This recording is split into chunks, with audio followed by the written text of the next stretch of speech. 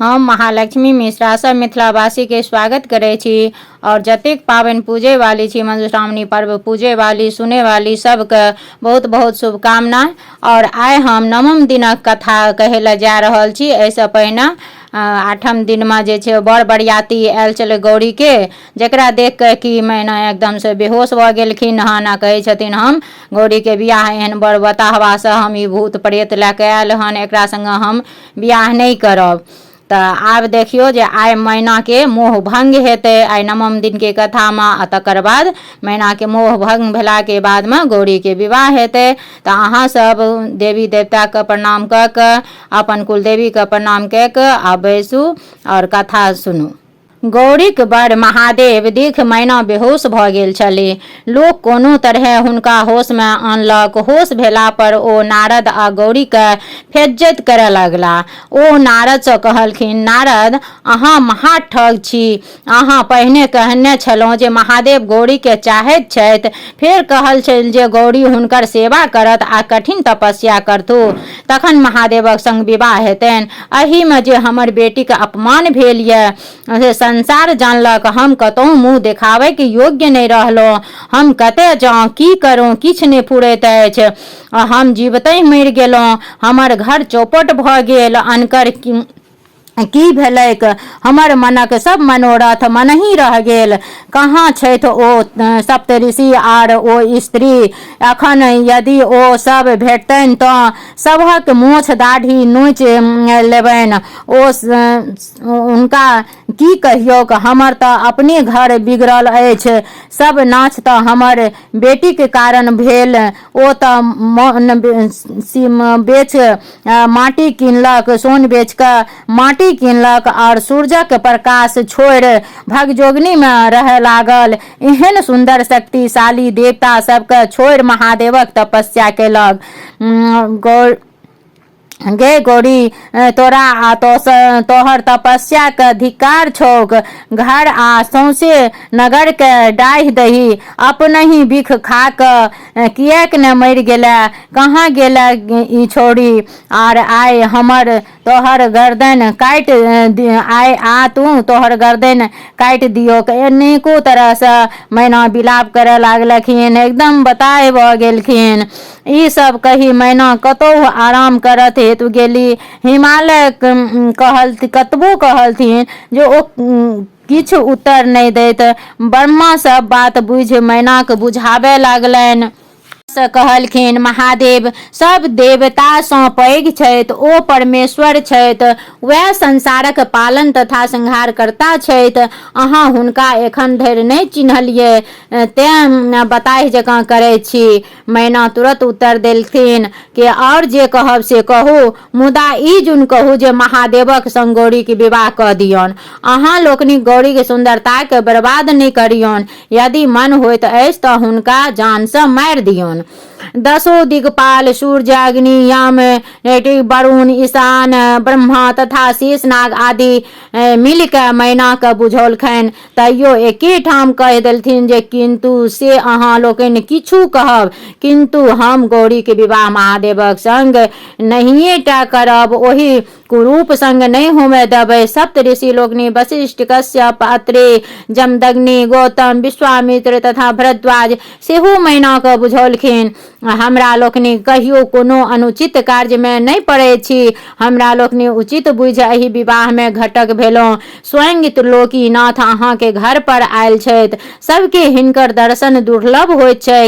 हिनका सँ बढ़ि के कन्यादानक पात्र दोसर एहि संसार में कियो नहीं अछि। मैना हुनको लोकनिक बात नहीं मानल।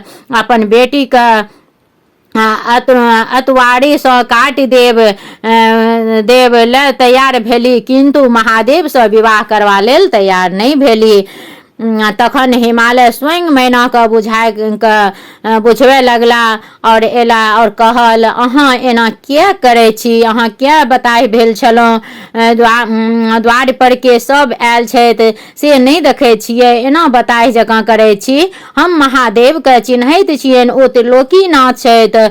ओ सब किछु कऽ सकै छथि। तें हेतु अपन जिद छोड़ि विवाह संपन्न होमे दियौ। मैना उत्तर देल, हमर निश्चय अटल अछि, हम महादेवक संग गौरीक विवाह नहीं करब।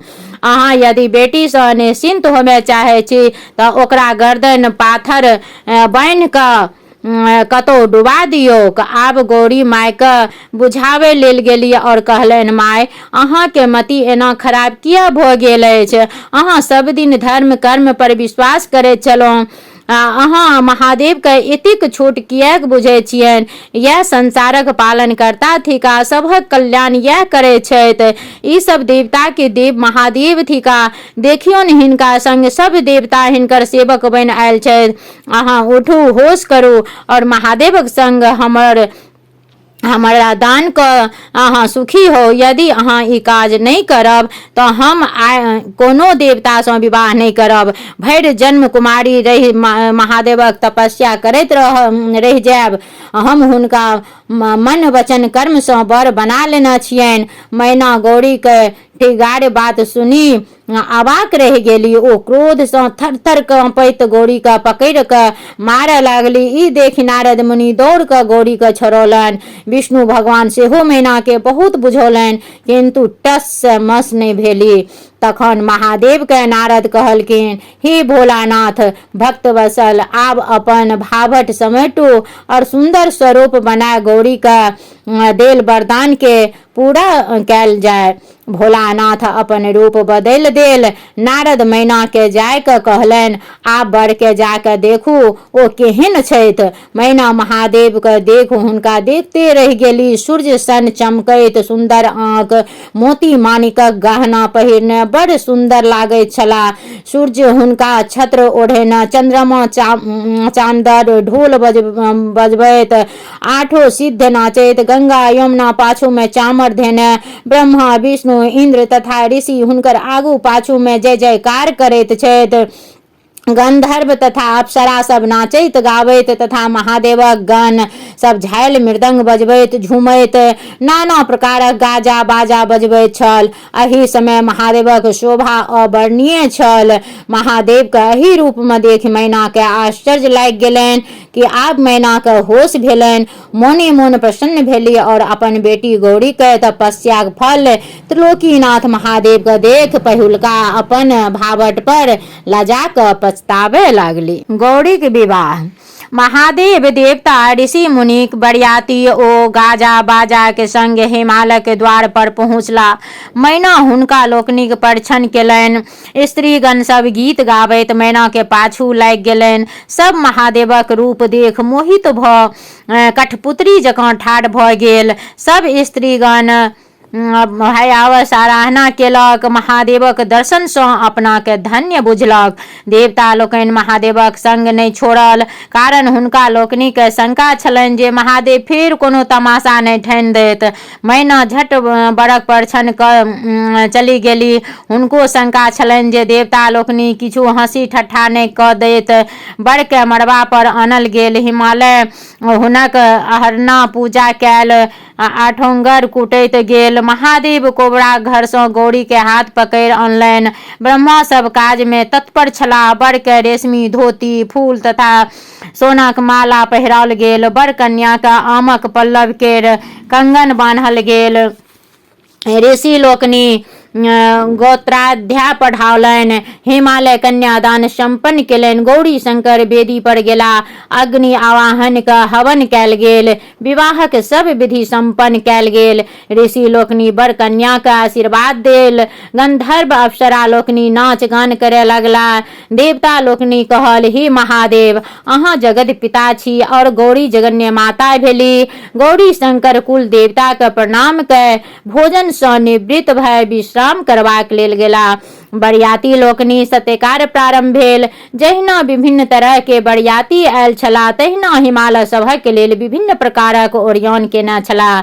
जतय साक्षात अन्नपूर्णा के जन्म भेल छनि, ततय कोन वस्तु के कमी भ सकैत अछि। बरियाती लोकनि प्रसन्न भ हिमालय के धन्यवाद दैत विदा भेला और कहलकनि, अहाँ धन्य छी हिमालय।